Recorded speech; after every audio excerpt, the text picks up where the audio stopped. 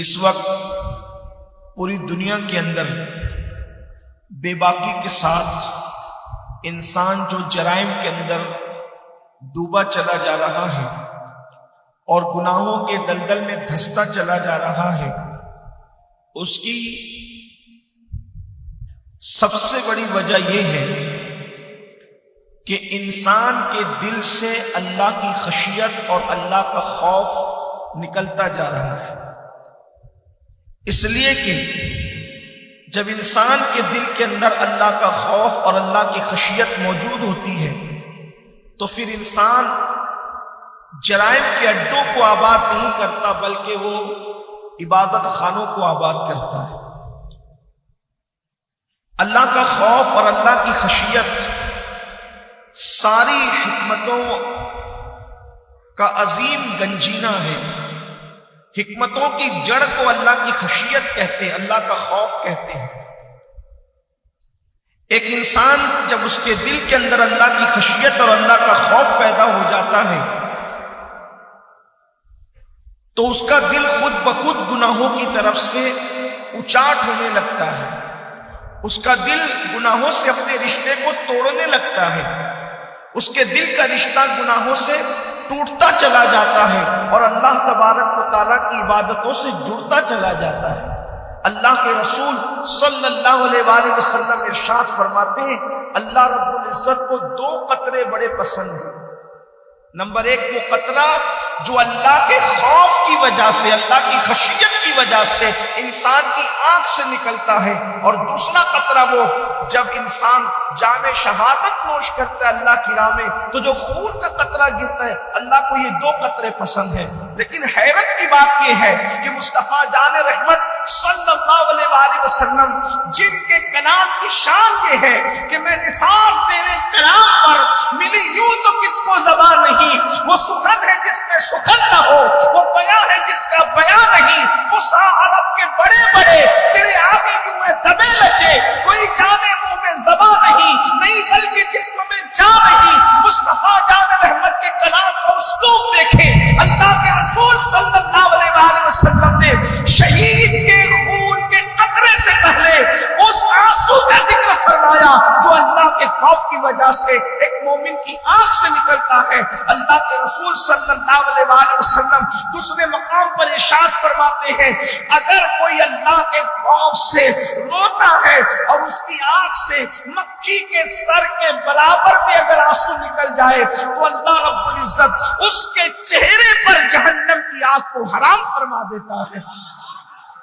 آج اللہ کی خشیت دلوں سے رخصت ہوئی، آج اللہ کا خوف لوگوں کے دلوں سے رخصت ہوا۔ زنا کے اڈے، شراب کے اڈے، جرائم کے اڈے جو آباد کیے جا رہے ہیں، اس کی وجہ کیا ہے؟ لوگوں کے دلوں میں اللہ کا خوف نہیں۔ اللہ کا خوف کسے کہتے ہیں؟ اللہ کی خشیت کسے کہتے ہیں؟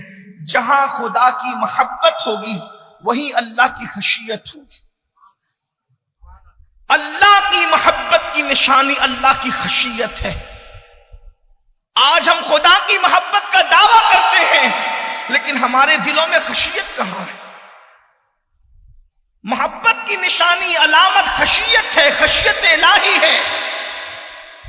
حضرت سیدنا کعب احبار رضی اللہ تعالیٰ اللہ کی خشیت سے، خوف سے رونے کی فضیلت بیان فرماتے ہیں، ارشاد فرماتے ہیں کہ مجھے اپنے برابر، اپنے وزن کے برابر سونا خیرات کرنے سے افضل لگتا ہے کہ میں اللہ کے خوف سے ایک آنسو اللہ کی بارگاہ میں پیش کر دوں۔ اندازہ فرمائیں اللہ کی محبت، اللہ کی خشیت میں رونے کو کتنا بڑا مقام دیا جا رہا ہے۔ فرمایا کہ اپنے ہم وزن سونا خیرات کرنے سے بہتر سمجھتا ہوں کہ میں ایک آنسو اللہ رب العزت کے خوف اور خشیت سے رب تبارک و تعالیٰ کی بارگاہ میں اس کے حضور میں پیش کروں۔ میرے پیارے آقا صلی اللہ علیہ وآلہ وسلم کے پیارے دیوانوں، اسی لیے جب کسی کے دل میں اللہ کا خوف پیدا ہو جاتا ہے تو اللہ رب العزت اس کو دنیا میں بھی خوشیاں عطا فرماتا ہے اور آخرت میں بھی خوشیوں کا وعدہ کیا گیا ہے۔ قرآن کہتا ہے الذین آمنوا وکانوا یتقون لہم البشری فی الحیات الدنیا وفی الآخرہ، کہ جو ایمان لائے اور اللہ سے ڈرے ان کے لیے دنیا میں بھی خوشخبری ہے اور ان کے لیے آخرت میں بھی خوشخبری ہے۔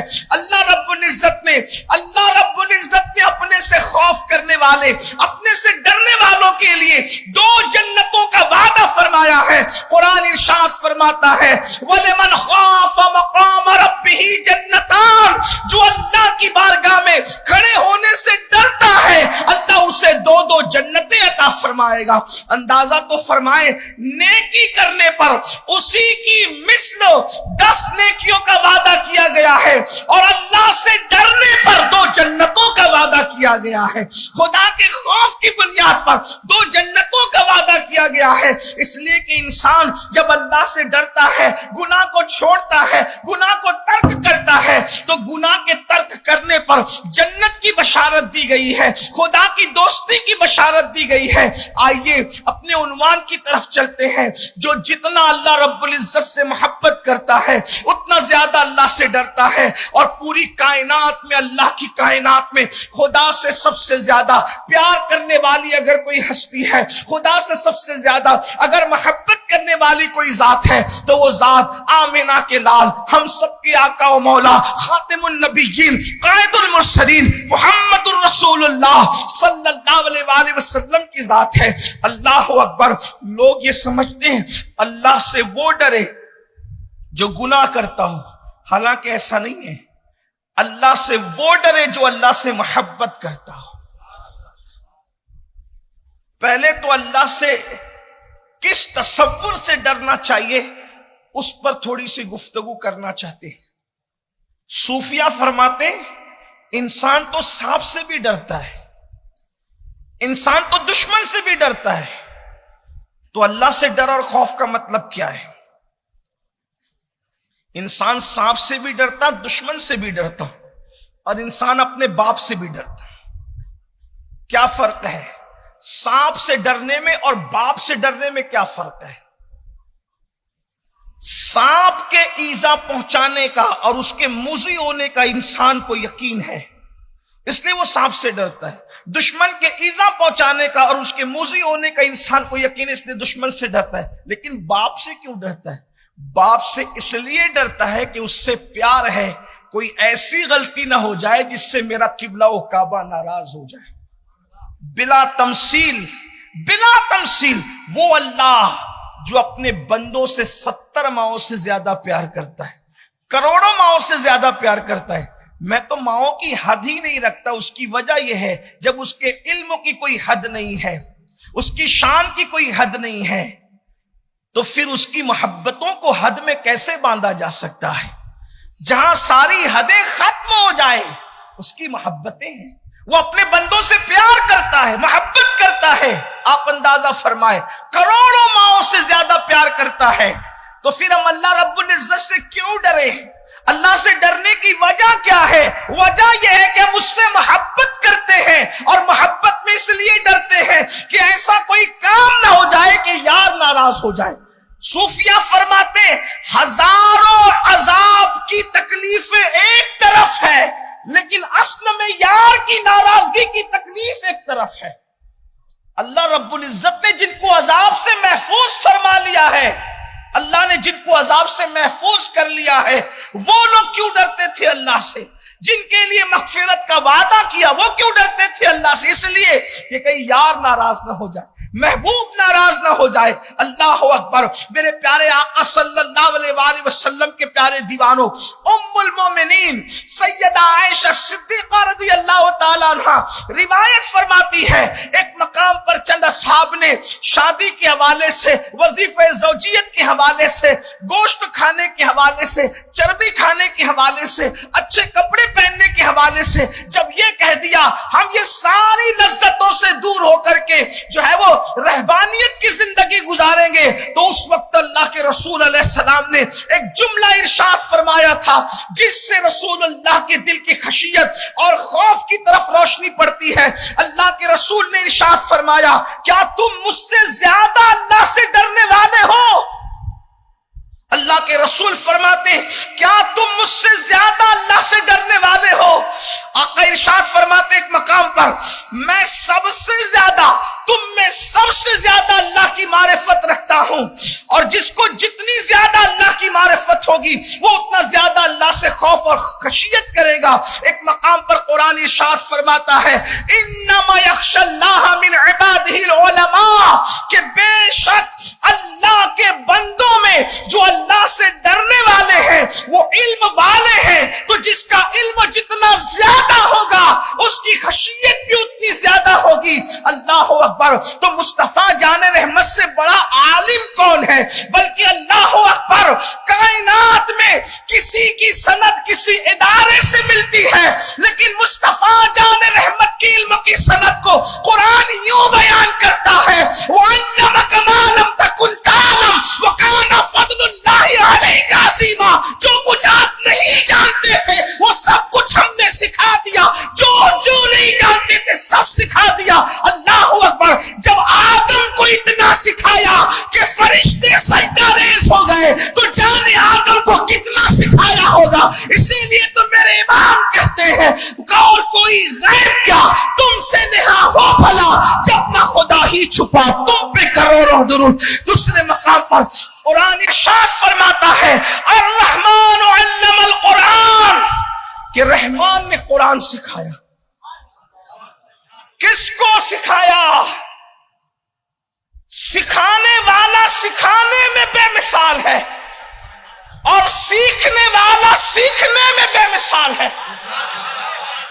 شاگرد اگر بدھو ہو تو باصلاحیت استاد اچھے سے پڑھانے کی کوشش کرتا ہے اور کچھ قابل بنا دیتا ہے ناقابل کو، لیکن اگر شاگرد بھی لائق ہو اور استاد بھی لائق ہو تو پھر سیکھنے سکھانے کی لذتیں ہی کچھ اور ہوتی ہے۔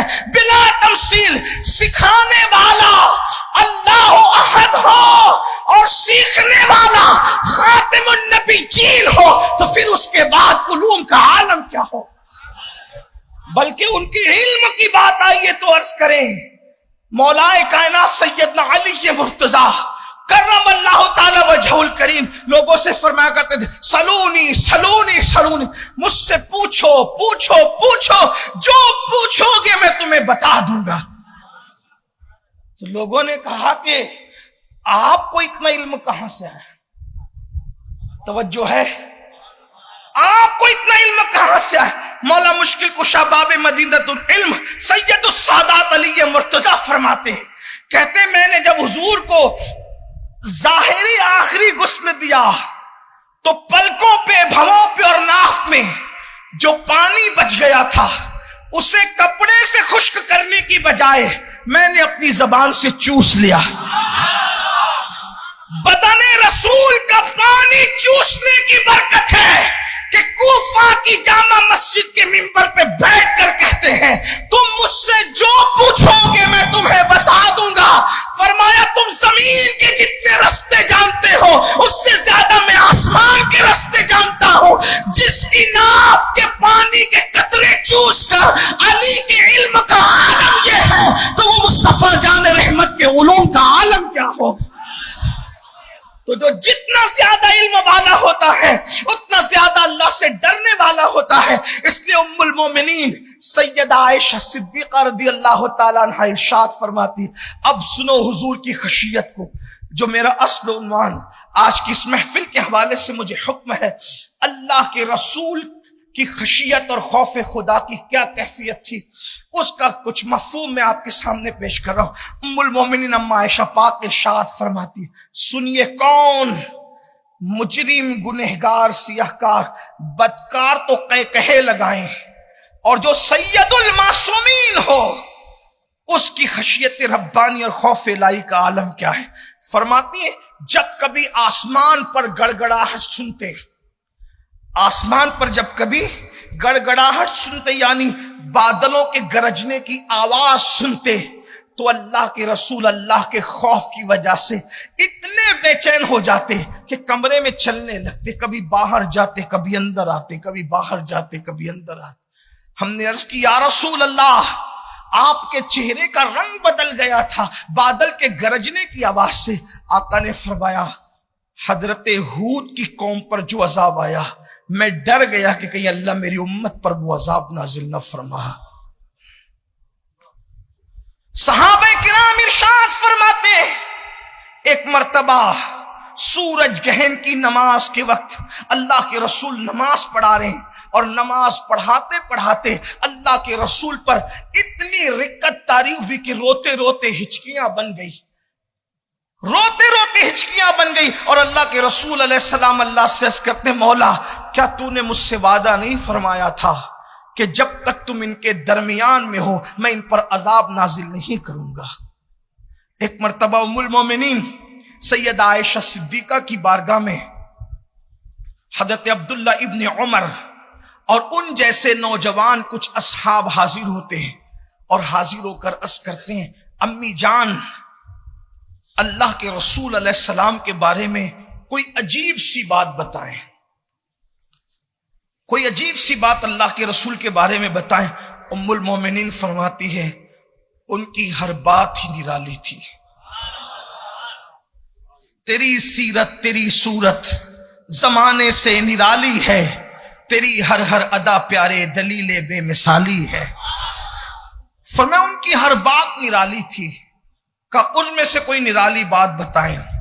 اما جان سیدہ طیبہ طاہرہ صدیقہ بنت صدیق سیدہ عائشہ صدیقہ رضی اللہ تعالی عنہ ارشاد فرماتی ہیں کہ ایک دن اللہ کے رسول صلی اللہ علیہ وآلہ وسلم میرے حجرے میں تشریف لائے، میری باری کا دن تھا، حتیٰ کہ اللہ کے رسول علیہ السلام نے لحاف کو شرف بخشا۔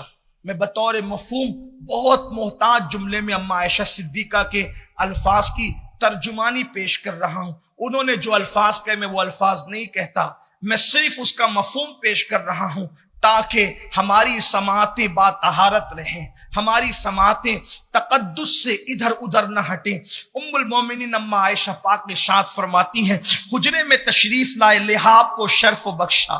ایسے میں اللہ کے حبیب علیہ السلام نے پھر مجھ سے فرمایا اس سے پہلے کہ اللہ کے رسول صلی اللہ علیہ وآلہ وسلم لحاف کے بعد اما عائشہ صدیقہ پاک کو شرف عطا کریں، آقا نے اس سے پہلے ارشاد فرمایا عائشہ کیا تم مجھے اس کی اجازت دیتی ہو کہ میں اللہ کی بارگاہ میں جب وہ کھڑا ہو جاؤں خدا، کیونکہ باری آپ کی تھی۔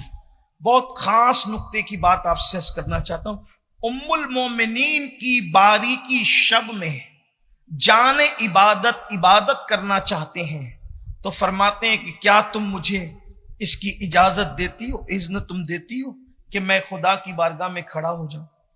اس سے کیا پتا چلا کہ بیوی کا حق کتنا اہم جانا جا رہا ہے کہ نفل عبادت سے پہلے اس بات پر بیوی کو راضی کیا جا رہا ہے کہ اب ہم خدا کی عبادت کے لیے کھڑے ہونا چاہتے ہیں۔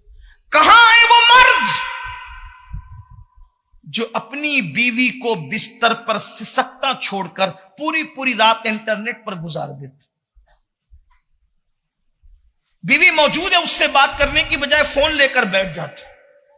موبائل سے لوگوں کو محبت اتنی ہے، بیوی کی موجودگی ہے پھر بھی ہاتھ میں فون ہے، ماں باپ کی موجودگی ہے پھر بھی ہاتھ میں فون، بیانات چل رہے پھر بھی ہاتھ میں فون، مسجد کے اندر ہے پھر بھی ہاتھ میں فون۔ انسان کی طبیعت کس قدر ڈوب چکی ہے مادیت کے اندر۔ اللہ کے رسول صلی اللہ علیہ وآلہ وسلم مختار کل ہے، مختار کائنات ہے، اللہ نے پوری کائنات کو ان کے اختیار میں دے دیا ہے۔ اللہ کے رسول علیہ السلام تعلیم امت کے لیے بیوی کا حق بتانے کے لیے ام المومنین اما عائشہ صدیقہ عرض کرتی ہے یا رسول اللہ میرے ماں باپ آپ پہ قربان، میں اپنی خواہش پر آپ کی خواہش کو ترجیح دیتی ہوں۔ ام المومنین کا جملہ بھی سنیے، حضور کی تربیت کا نتیجہ تھا۔ جملے کا تقدس اندازہ کریں، جملے کی ندرت پہ قربان جائیں، ایسا لگتا ہے جیسے اردو ادب یا عربی ادب کی کروڑوں رانائیاں ام المومنین کے اس ایک جملے پہ قربان ہوتی نظر آ رہی ہیں۔ فرماتی عرض کرتی ہے میں اپنی خواہش پر حضور آپ کی خواہش کو ترجیح دیتی ہوں۔ اس کے بعد اللہ کے رسول علیہ السلام کے بارے میں ام المومنین فرماتی ہیں حضور اللہ کی عبادت کے لیے کھڑے ہوئے، اور جب تلاوت قرآن شروع کی، وضو کیا، وضو کرنے کے بعد جب عبادت کے لیے کھڑے ہوئے اور تلاوت شروع کیا، اللہ کی خشیت کی وجہ سے حضور کی آنکھوں سے ایسے آنسو برستے تھے، اللہ اکبر، انسان یوں محسوس کرے جیسے ساون بھادو میں بارش کا نزول ہو رہا ہے، داڑیوں سے قطرے نچھاور ہوتے ہوئے زمین پر آتے ہیں اور زمین بھیگ جاتی ہے حضور کے آنسوؤں کی وجہ سے۔ کبھی توجہ تو کریں، کبھی غور تو کریں، کون رو رہا ہے خدا کی خشیت کی وجہ سے، کون رو رہا ہے اللہ کے خوف کی وجہ سے، کون رو رہا ہے امت کے گناہوں کو یاد کر کے، کون رو رہا ہے امت کی اس اشراری کو یاد کر کے جس کو صرف معصوم نہیں بلکہ سید المعصومین بنایا، جس کو جان عصمت بنایا، جس کو شان عصمت بنایا۔ خدا کی عزت کی قسم، جو ان کی نظر جس طرف اٹھ جائے تو گمراہوں کو اللہ اکبر وہ حفاظت کا معیار اور مقام نصیب ہو جائے کہ جو نہ تھے خود راہ پر اوروں کے ہادی بن گئے۔ کیا نظر تھی جس نے مردوں کو مسیحا کر